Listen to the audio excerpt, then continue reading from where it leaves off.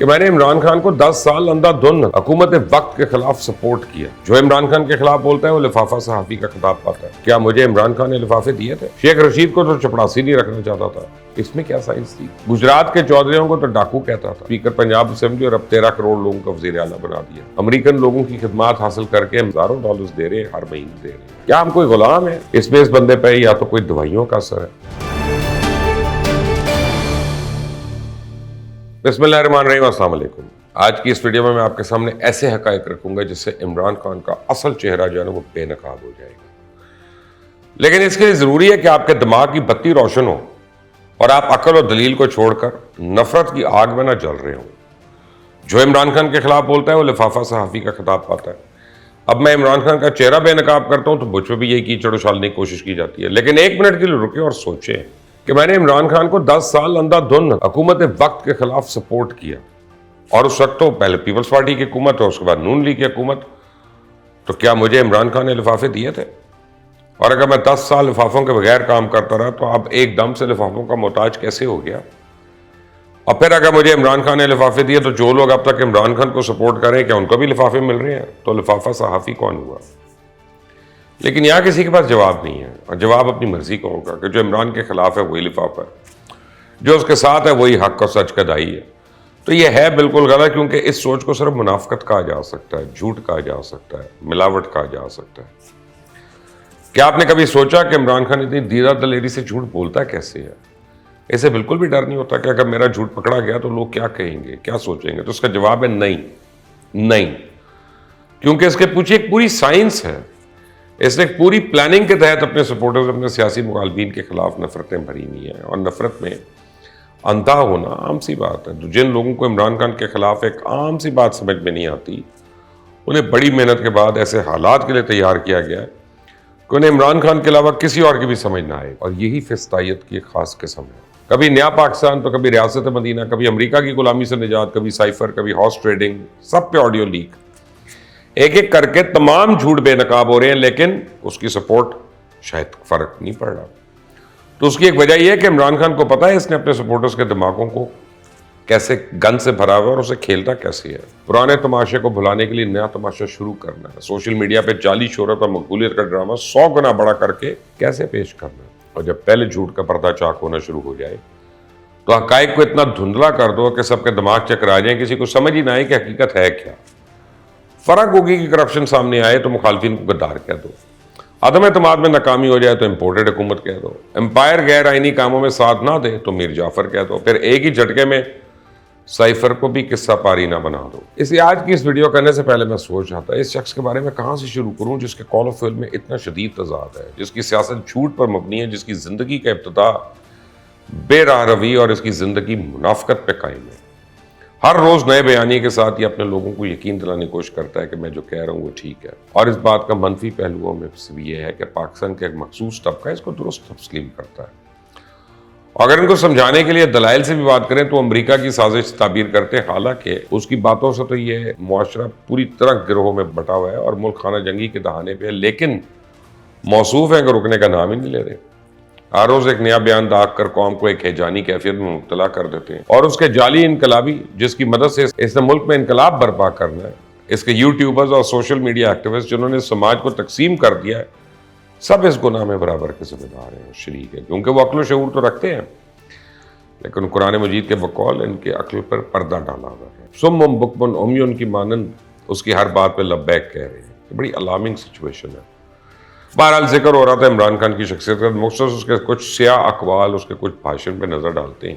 یہ آدمی جو بنانا تو ریاست مدینہ چاہتا ہے، لوگوں کو 50 لاکھ گھر، 1 کروڑ نوکریاں، عدل و انصاف فراہم کرنا چاہتا ہے، آخر ایک خائن کیوں نکلا؟ یہ دراصل اپنی نالائکی، نااہلی کی وجہ سے اور اپنے مکر و فریب کی وجہ سے قوم کی تقدیر کیا بدلتا، ناجائز تجاوزات کے نام پہ لوگوں کے گھر گرا دیا اور ملک کے 40 لاکھ لوگوں کو بے روزگار کر دیا. اقتدار میں آنے کے بعد اس نے میرٹ کی دھجیاں بکھیر کے رکھ دیں. پہلے جب پرویز خٹک کو وزیر اعلیٰ بنایا ہوا تھا تو تعریفوں کے پل باندھتا تھا، پھر اس کو ہٹا کے پتا نہیں کس اصول کے تحت محمود خان کو وزیر اعلیٰ بنایا. خیبر پختونخوا کے ہیلی کاپٹرز کا بے دریغ استعمال کیا، جو کہ ریاست مدینہ کے اصولوں کے منافی تو ہے. اور اب وہی محمود خان صوبے میں لیڈی ہیلتھ ورکرز کی پوسٹ پہ مردوں کو تعینات کر رہا ہے. پتہ نہیں کون سا اصول لاگو کیا گیا. یہ کون سی ریاست مدینہ کا اصول ہے کہ سرکاری ہیلی کاپٹرز کو اپنے سیاسی مقصد کے لیے ٹیکسی کی طرح استعمال کرو، بہترین استعمال کرو. غریبوں کے ٹیکس کا کروڑوں روپیہ لگا دو، جب قانون کے شکنجے میں آنے کا ڈر ہو تو قانون ہی بدل دو. شیخ رشید کو تو چپڑاسی نہیں رکھنا چاہتا تھا، پہلے وزیر ریلوے اور پھر وزیر داخلہ بنا دیا. اس میں کیا سائنس تھی؟ گجرات کے چودھریوں کو تو ڈاکو کہتا تھا اور پھر اسپیکر پنجاب اسمبلی اور اب 13 کروڑ لوگوں کا وزیر اعلیٰ بنا دیا. یہ خائن وزیر اعظم کا میرٹ تھا. اور وہی وزیر اعلیٰ جب اس پر وزیر آباد میں سو کالڈ حملہ ہوا تو قانون کا راستہ لینے کی بجائے اس میں اپنی خواہشات شامل کر دی، ثبوت ہی مٹا دیے گئے. ہونا تو یہ چاہیے تھا کہ عمران خان اپنی حکومت کی ناکامی پہ وزیر اعلیٰ سے استعفیٰ لیتا، اس کی بجائے سے مقتدر حلقوں کے نمائندوں پہ الزام لگانا شروع کر دیا. بالکل اسی طرح اپنے دور حکومت میں 5 IG اور 4 چیف سیکرٹری بدلے گئے. ہر چند مہینے کے بعد اعلیٰ افسر کا تبادلہ، پتہ نہیں کون سا میرٹ تھا. جسٹس قاضی فائز عیسیٰ کے خلاف ریفرنس کس منطق کی بنیاد پر بھیجا گیا؟ اور فوج کے حساس اداروں کے خلاف آپ کی سوشل میڈیا کے لوگوں نے طوفان بدتمیزی کا بازار گرم کیے رکھا اور فوج کے خلاف اپنا پروپیگنڈا جاری رکھا. وہ کس اصول کے تحت تھا؟ جبکہ آپ خود جنرل کو تاحیات ایکسٹینشن دینے کا پتہ پھینک چکے تھے. کسی کو تاحیات ایکسٹینشن دینا آپ کے نزدیک کس قانون کے تحت جائز ہے؟ 4 وزیر خزانہ بنانا پھر ایک کے بعد ایک کو ہٹانا کس لاجک کے تحت تھا؟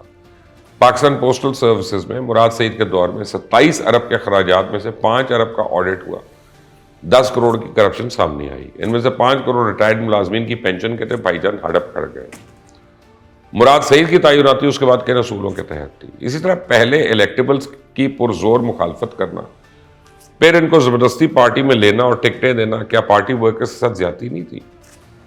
آپ اپنے من پسند جرنلسٹ کو اپنے مقصد کے مطابق انٹرویوز دیتے رہے ہیں. پھر آپ کسی خیر خواہ نے آپ کو مشورہ دیا انٹرنیشنل چینلز پہ بھی انٹرویوز دیں، اور جب آپ ان کو انٹرویوز دے رہے ہیں تو انہوں نے تو جرنلزم کے اصولوں کے مطابق آپ سے سوال کیے، نہ کہ اپنی مرضی کے سوالات.